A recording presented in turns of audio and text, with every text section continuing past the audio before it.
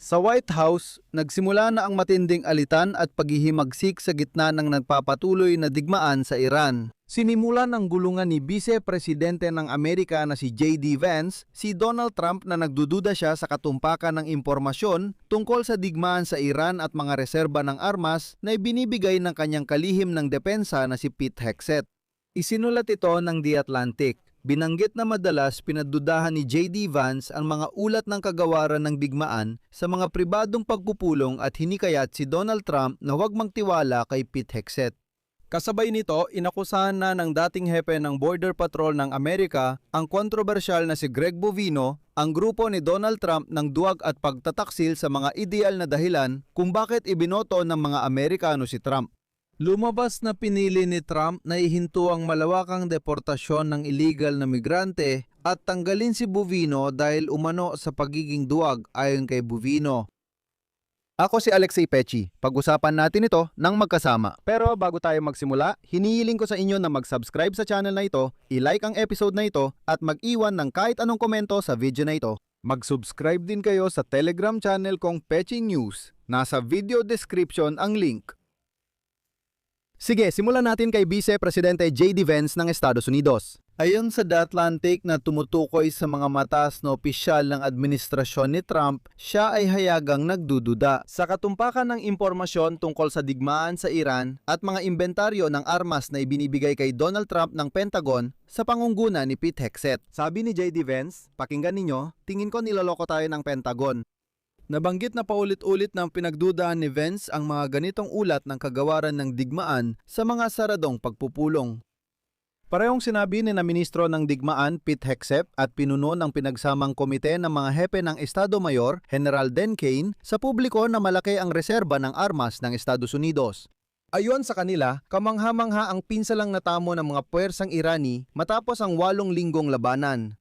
Ayon sa mga tagapayo ni J.D. Vance, inilahad ng Vice Presidente ang kanyang pangamba kay Trump na parang sariling opinyon. Sabi niya, pakinggan ninyo, hindi ako nagpapahiwatig, pero tingin ko may questionableng punto ron. Hindi direktang inakusahan ni J.D. Vance sina Pete Hegseth o Kane ng pagliligaw sa presidente, pero nagbigay siya ng pahiwatig. Nagpahiwatig siya na ayaw niya magbintang at posible naman ang kahit ano, pero sa tingin niya may mali doon. At ayon sa ulat ng The Atlantic, si J.D. Vance ay nagsimula ng mas madalas bumulong kay Donaldo Trump na sa tingin niya niloloko siya ng mga militar. Sa kanyang pahayag, sinabi ni J.D. Vance na mahusay ang trabaho ng pinuno ng Pentagon at binanggit ang trabaho ni Hegseth kay Trump sa pagpapanatili ng moral ng matataas na opisyal ng militar. Gayunpaman, ayon sa isang opisyal ng White House, ang Vice Presidente at ito ay isang CP ay nagtatanong ng napakaraming nakakaintrigang at mapanuring tanong tungkol sa aming estratehikong pagpaplano at pinagdududahan niya ito. At ayon sa mga kausap ng publikasyong The Atlantic, ang mga positibong pahayag ng mga pinuno ng Pentagon ay nagbibigay lamang ng hindi kumpletong larawan ng mga nangyayari sa pinakamabuting kaso. Ayon sa mga panloob na pagtatayang ito, napananatili ng Iran ang 2 katlo ng kanilang puwersang panghimpapawid. Napananatili nila ang malaking bahagi ng kanilang kakayahan sa paglulunsad ng mga misil at ang karamihan sa kanilang maliliit at matutuling bangka na maaring maglagay ng mga mina at humadlang sa paggalaw sa kipot ng Hormuz. Ayon sa isa sa mga pinagkunan ng pahayagan, mula sa pananaw ng pagpapanumbalik ng nahintong kalakalang pandagat, ito ay tunay na banta. Sabi niya, hindi totoo ang mga sinasabi ninyong publiko. At sandali lang, 2 katlo ng puwersang panghimpapawid ng Iran ay nanatili ayon sa kumpidensyal na impormasyon. Hindi pwedeng sabihin na tuluyang nawasak ang hukbo. Noong Marso, nagyayabang si Pete Hegseth na kontrolado ng mga Amerikano ang himpapawid ng Iran. Pero noong Abril, pinabagsak ng mga sundalong Iranian ang mga Amerikanong fighter jet na nagdulot ng malaking operasyon ng pagsagip na inihalin tulad ng kalihim ng digmaan ng US sa muling pagkabuhay ni Hesukristo. Bukod dito, araw-araw muling pinapagana ng Tehran ang mas maraming rocket launcher. Halos kalahati nito ay magagamit ng muli matapos ang unang 2 linggong tigil putukan. At heto na, ibinahagi ng mga opisyal at mga tagapayo mula sa labas sa publikasyon na ang paggamit ng mga pangunahing sandata, partikular ang mga interceptor para sa depensa laban sa mga Iranian na missile, Patriot at mga sandatang pandigma tulad ng Tomahawk na mga missile ay nagdulot ng matinding kakulangan. Partikular, ang mga joint air-to-surface standoff na mga missile ay talagang sobrang kulang. Yan ang sinasabi, mga source mula sa Pentagon. Pinahihina rin ng kakulangan na ito ang kakayahan ng Estados Unidos sa mga susunod na digmaan kahit may mabilisang paggawa ng kapalit. Ngayon, ipinahayag ni J.D. Vance ang pag-aalala sa kakulangan ng mga munisyon sa mga pagpupulong kasama ang Pangulo at iba pang opisyal ng pambansang seguridad. Bago magsimula ang bigmaang kinasasangkutan ng Iran, naubos na ang reserba dahil sa mabagal na produksyon at pagpapadala ng bala sa Ukraine at Israel. Nagbabala ang Pentagon na ang kakulangan ay nagbabanta sa kakayahan ng militar na manalo sa posibleng labanan laban sa Russia o China. Dito nagsisimula ang pinakakapana-panabik. May pagdududa si pangalawang Pangulo, J.D. Vance ng Estados Unidos sa benepisyo ng pag-atake sa Iran bago pa magsimula ang digmaan. Paalala ko lang, kahit si Donald Trump ay hayagang umamin na si J.D. Vance sa kanyang mga salita ay maaring hindi ganoon kasabik sa sigalot na naging lubang hindi popular sa mga botanteng Amerikano. Kaya naman, maingat na ginagamit na yon ni J.D. Vance ito para isulong ang kanyang kandidatura bilang presidente ng Estados Unidos sa 2028. Parang sinasabi niya, sinabihan ko na kayo bago pa magsimula ang digmaan kung ano ang maaring mangyari. Si Vance, sa totoo lang, noon ay nagpapahiwatig na tutol siya sa mga walang katapusang digmaan. Baka masangkot pa tayo sa panibagong digmaan tulad ng Iraq o Afghanistan. Habang lumalala ang sitwasyon ni Trump, mas nakakabuti ito kay J.D. Vance. Kailangan ding tandaan na si J.D. Vance ay dapat magbalans, manatili sa kapangyarihan at iwasan ang makipag-away sa kanyang grupo. Kasi grupo ni Trump, siguradong pababagsakin siya hanggang 2028.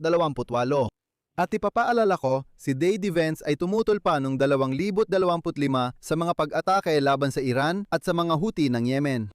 Kaya may maganda na siyang record sa usapin ng digmaan para sa eleksyon, lalo na kung mangyari ito kasabay ng pagkatalo ni Donald Trump.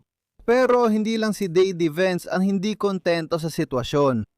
Naalala niyo ba yung karismatikong lalaking nakamahabang Amerikana na umiikot at binubuwag ang mga protesta sa Amerika nang magwala ang serbisyo sa imigrasyon sa Minneapolis?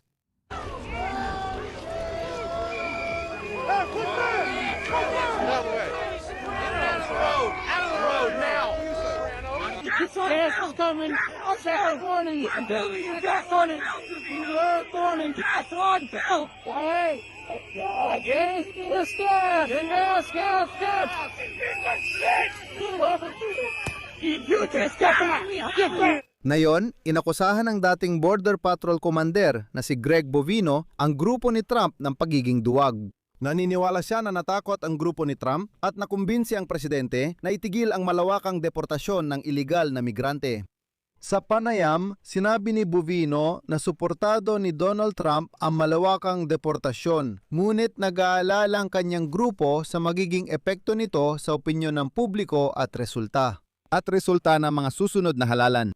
Tiyak si Bovino na may isang tao sa grupo ni Trump na sumuko at nagpayong itigil ng presidente ang malulupit na aksyon laban sa mga ilegal. Sigurado si Bovino na dapat pa ring ipagpatuloy ito. Narito ang kanyang sinabi. Nasa panganib ang ating kultura. Kapag pinapasok mo sa bansa ang napakaraming tao na may ibang kultura at wala namang pakialam sa kultura mo, magkakaroon ka ng problema. Naranasan namin ito sa bawat lungsod na pinuntahan. Nanganganib ang kultura natin. Mula sa milyon-milyong dayuhan na walang pakialam sa ating kultura, kasaysayan at paniniwala. At sa tingin ko, mas malaking banta ito sa ating lipunan na tayo, mga Amerikano, ang bumuo kaysa sa mararahas na krimen at terorismo. Gusto ko lang ding banggitin na si Greg Bovino ay nagsilbing komandante sa pambansang antas ng Border Patrol ng Estados Unidos mula 2025 hanggang 2026. Ngunit na-demote siya dahil sa isang iskandalo. Siya ay may karapatang sumali sa serbisyo sa Minneapolis at noong Marso 2026 ay inihayag niya na magbibitiw na siya sa federal na serbisyo. Ngayon, sinasabi na lang niya na duwag ang team ni Trump. Mukhang hindi talaga maayos ang lahat sa kanila. Dito ko natatapusin. I-share ninyo ang inyong opinion at mga konklusyon sa comments sa ilalim ng episode na ito. Mag-subscribe kayo sa channel, pindutin ang kampanilya, at huwag kalimutang mag-like. Kung gusto niyong suportahan ang channel na ito sa YouTube, pwede kayong mag-donate gamit ang mga link at detalye sa description ng video na ito o sa QR code na nakikita ninyo sa inyong mga screen. Hanggang dito na lang, ingatan ninyo ang inyong sarili. Paalam sa lahat.